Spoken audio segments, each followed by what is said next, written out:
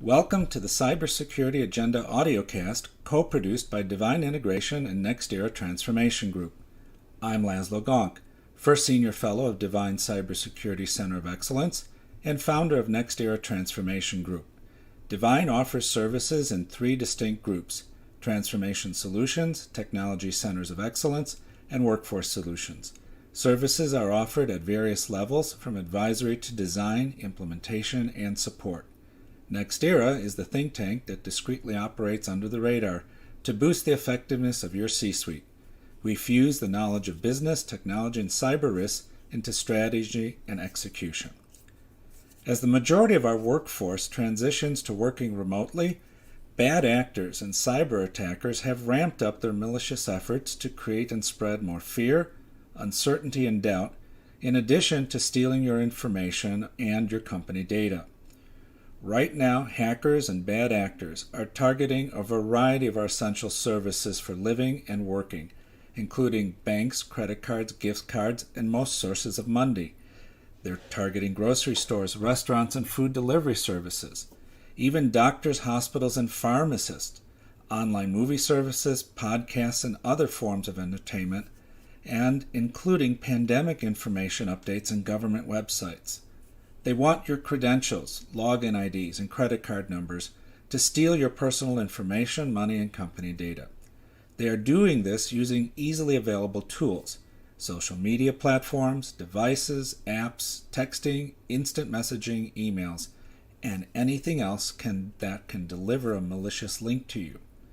Cyber attackers do this through phishing scams, voicemail, called vishing, ads and coupons, websites and landing pages, direct SMS texts to your workforce's cell phone, including embedding malicious links in videos, images, and PDF documents. These bad actors are offering COVID-19 and pandemic information, financial aids and loans, grocery and food delivery sites, fake medicine and fake pharmaceuticals, online doctors and medical tests, even cures for COVID. When you use these services, it is best to type in URL or the manual website address instead of following a click-through search, ad, or delivered link.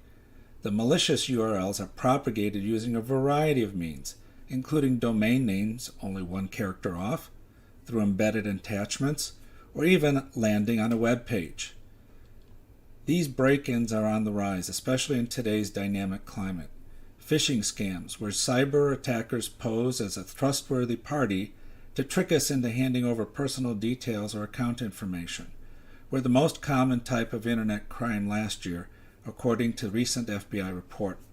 According to the report, people lost more than $57.8 million in 2019 as a result of phishing, with over 114,000 victims targeted in the U.S. alone. So what can we do? Well, there's 8 actionable takeaways that we can use in our work environment. Number 1, use secure VPN or VDI. Implement a secure virtual private network. This ensures your employees and teams have a secure encrypted communication tunnel while working. Work with your technology teams to implement segmented networks where users only require access to necessary portions of the network. Why? Because public Wi-Fi hotspots are unsecure and bad actors can monitor your workforce network connection.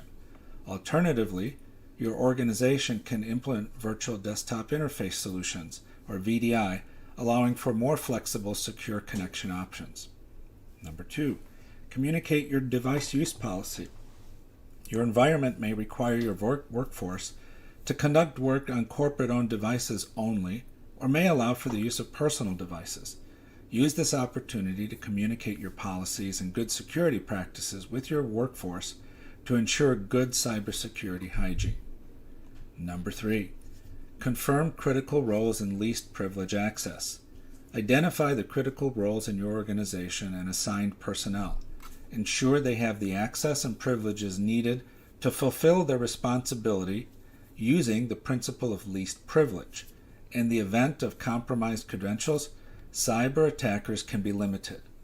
Number 4, use multi-factor authentication. Enable multi-factor authentication when it's available MFA provides an additional layer of protection for access to your organization's resources. Number 5, communicate good password hygiene. Use this opportunity to encourage your workforce to follow your organization's password policy, even update their passwords as they transition to working remotely. Your organization's policy should include provisions for the use of strong passwords, discourage the use of the same password across multiple accounts, and prohibit the sharing of user credentials. Number 6, define system update procedures. Depending on the configuration of your network environment, ensure you have defined and communicated to your workforce the requirement to install security updates for their devices. With the evolving cyber threats, new attacks are coming out daily. Number 7, business email compromise. Verify when in doubt.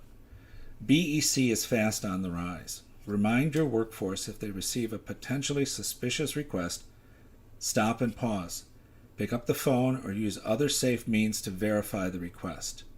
And number 8, restrict access to mobile apps. Hackers and scammers have flooded app stores with mobile apps for a variety of our essential services: banking, food delivery, government, and even entertainment.